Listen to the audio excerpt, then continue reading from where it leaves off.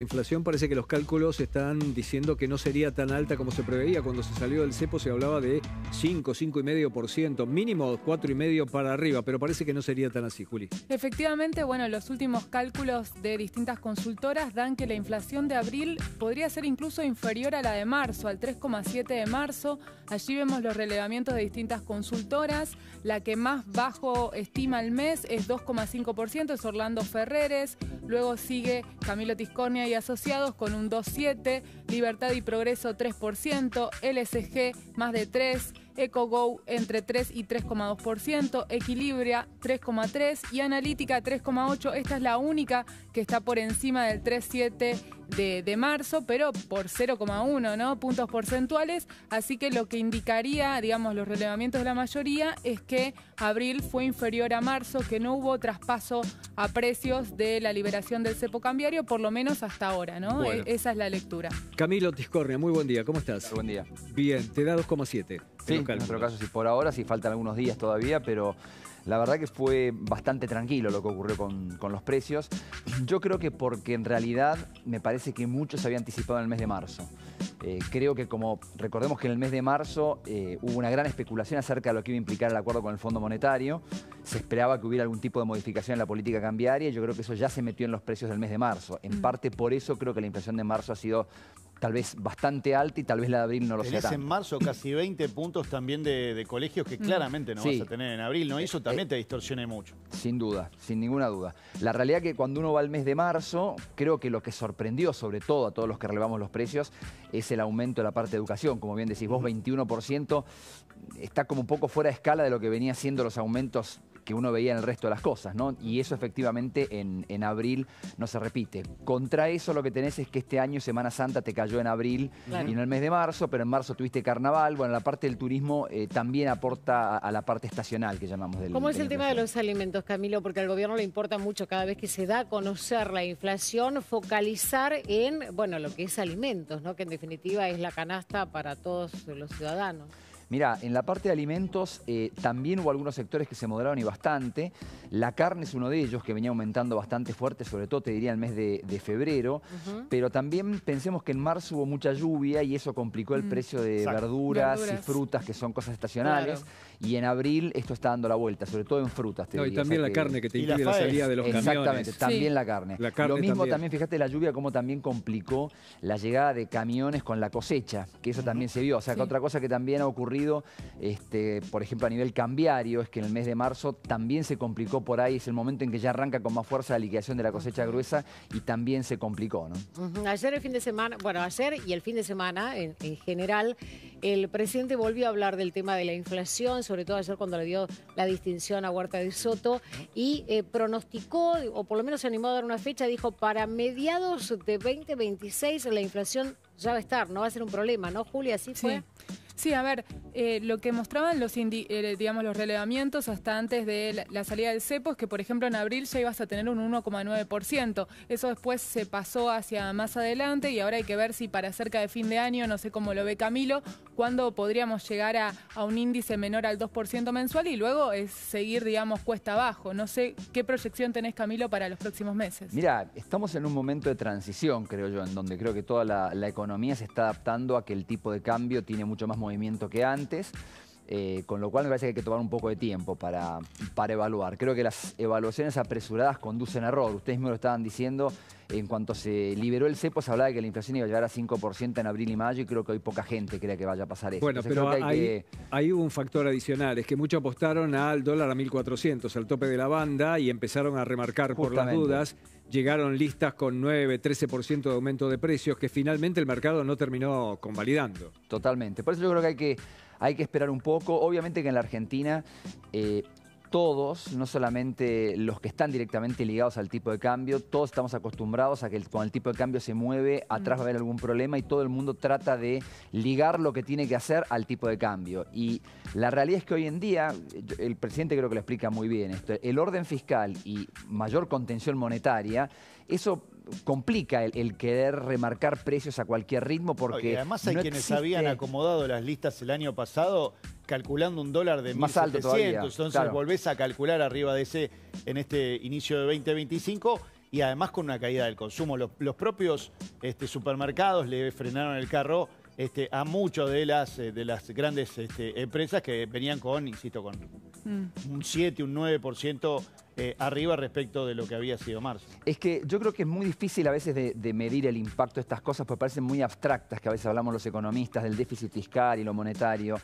pero es completamente distinto el funcionamiento de una economía en donde vos tenés controlada la cantidad o la emisión de dinero que una en la que no lo tenés, porque lógicamente si nos vamos a lo que ocurría antes, en donde la cantidad de dinero aumentaba permanentemente, cualquier precio que vos quisieras poner básicamente se podía validar y aparte no tenías casi ni competencia externa. Entonces estás en esa carrera en la cual hay como una especie de círculo vicioso en donde los empresarios, los comerciantes van poniendo cualquier precio y se valida monetariamente. Esa validación monetaria hoy es mucho más difícil. Entonces, ese proceso de poner cualquier precio, porque yo creo que va a pasar cualquier cosa, tiene un costo si vos intentás vender, porque probablemente no lo puedas vender. Es lo que estás diciendo vos de lo que pasa con los supermercados. Camilo, vimos unos datos recién sobre la cantidad de gente que se fue del país. Esto es a pasear, a comprar cosas, a lo que fuera, casi 2 millones de personas.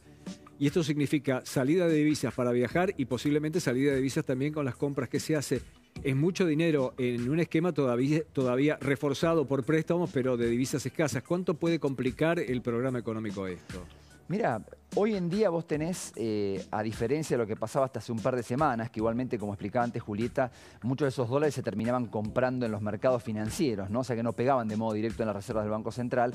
Vos hoy tenés un tipo de cambio que se puede mover con libertad entre 1.000 y 1.400 y pico de pesos. O sea, tenés margen para que el tipo de cambio, si realmente la demanda por eso es tan incidente, el tipo de cambio va a tener que subir. Obviamente que yo creo que la gracia del sistema de cambio flotante es permitir que el tipo de cambio suba cuando tenga que subir. Si se aborta ese procedimiento, no funciona. Pero el gobierno ya dijo que dentro de la banda no va a intervenir, con lo cual hay como una forma de autocorrección si eso termina siendo excesivo para lo que la economía pueda generar. Pero lo que pasa es que para la estructura tan endeble que tiene en cuanto a divisas hoy el Banco Central, fíjate, salida hacia el exterior casi 2 millones de personas. Y si tenemos la placa que nos muestra la cantidad de gente que ingresó, que también hace compras aquí, que deja su dinero aquí y demás, no llega ni a 800.000 personas. Ahí ya tenés un desbalance. Esto en cualquier país es normal, son simplemente etapas, pero en la Argentina, que tiene un sistema de reservas tan endebles, la verdad es que llama mucho la atención. Por eso te preguntaba si eventualmente lo podría complicar, ¿no? Vos pensás que está sostenido todo en base a préstamos. Mira, yo creo que primero, en los datos también esos de comercio, de flujo de turistas, también lo que se ve es que el mayor desbalance, si vos querés, es en los países limítrofes. Ahí hay que tener en cuenta que por ahí, todavía el año pasado, la brecha entre los tipos de cambio era bastante importante. O sea, eso se llama la brecha del tipo de cambio. Para este tema del turismo limítrofe genera una diferencia enorme. Y si te vas al gobierno anterior, cuando la brecha era del 200%, te imaginas que es una barbaridad. Porque vos tenés precios que de golpe muchos estaban acomodados al tipo de cambio oficial, que acordémonos que estaba en torno a 300 pesos al final del gobierno anterior, y tenías los financieros en torno a 1.000. Obviamente que es una distorsión brutal que te genera, entre otras cosas, un ingreso ridículo de gente de la Argentina, porque de alguna forma estaba excesivamente regalado. Hoy tenés una brecha que no es ni 2-3%. Entonces, lógicamente que hay una diferencia. La preocupación por las reservas, de alguna forma, esto de flotar el tipo de cambio te ayuda, porque justamente lo que se va viendo en este último tiempo, desde que arrancó el nuevo sistema, es que el Banco Central no pierda reservas, porque el tipo de cambio es el que actúa como amortiguador. O sea que hay una diferencia. No quiere decir que esto no pueda generar complicación para el que tiene que competir, obviamente, ¿no? En el medio de todo esto, las proyecciones del Fondo de Crecimiento para la Argentina eran del 5%, pero el presidente va por más y además tomó un ejemplo, una frase que ya había dicho en su momento de cómo va a crecer la economía argentina. Cuando hicimos el ajuste y empezaba a bajar la inflación, dijeron que íbamos a meter a la economía en una gran depresión y que el PBI se iba a destrozar y que acorde a que había habido ajustes de la mitad del tamaño y habían hecho caer 15 puntos el PBI, por lo tanto estábamos para hacer un desastre. Y perdón la licencia poética, pero la economía argentina sube como pedo de buzo y se ve la burbujita por todos lados. Argentina hoy viene creciendo a una velocidad del 10%. Vaya que sí que lo estamos logrando. Camilo, la opinión tuya sobre la referencia al meteorismo económico.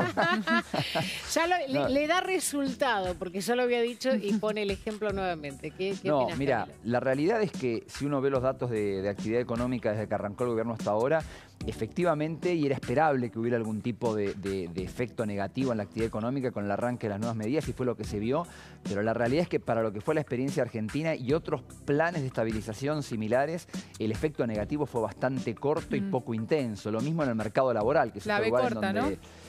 Llamémosle la B corta, si vos querés, la realidad es que fue bastante corto. A partir del mes de abril, mayo y sobre todo a partir de junio hay una recuperación y muy fuerte de la actividad económica. El presidente, cuando habla de ese 10%, se está refiriendo en particular al dato de febrero, que salió ahora del PBI, que el PBI creció 0,8 mensual. Muchas veces lo que se hace con estos números así decimales, que son muy chiquititos, se los anualiza, se los multiplica por 12. Entonces vos haces ese 0,8 por 12, te va a dar 9,6, que es lo que dice el presidente, que está creciendo en torno al 10%. La realidad es que uno nunca sabe si esto se va a continuar durante todo el año, pero lo cierto es que el ritmo que ha venido teniendo es bastante fuerte. O sea, no es solamente rebote de la caída del año pasado, ¿habría crecimiento genuino? Mira, vos primero tenés el rebote, el crecimiento genuino lo vamos a ver a lo largo de años. Vos por ahora lo que está llegando, el dato de febrero está a muy poquito del máximo histórico de la Argentina, que es en noviembre del 17. O sea que estás a muy poco de llegar a ese momento. Y ahí sería crecimiento. ¿Qué sé yo? Son cosas medio estadísticas. Yo pondría esto en perspectiva. Bueno, pero ¿compensás toda la caída por de los 4 años de Alberto Fernández? Sí, es muchísimo. Por eso digo, llamarle crecimiento sostenido no vamos a ver con el tiempo, pero haber recuperado todo eso es un montón. Ahora, ¿Te dice algo que sea en febrero? Porque teóricamente es un mes en donde la actividad, salvo la turística y demás, está apagada. Lo que pasa es que estos números que se hablan llaman desestacionalizados. Justamente están procesados, claro. Ahora, visto con un poco más de perspectiva, yo creo que esto es lo que hay que tener en cuenta. El PBI de la Argentina, que ahora va a llegar al máximo el 17, que te contaba antes, básicamente si vos ves una serie de PBI desde el año 2011 hasta ahora es el mismo. Con un montón de oscilaciones, con una caída en el COVID, con crisis en el medio, pero es básicamente el mismo. O sea, la Argentina prácticamente no crece hace 14 años. Ese es el problema.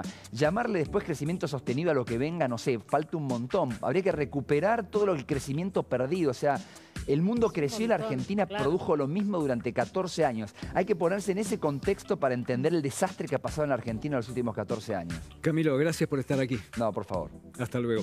Vamos a ver qué pasa con el tiempo. Silvana, contanos.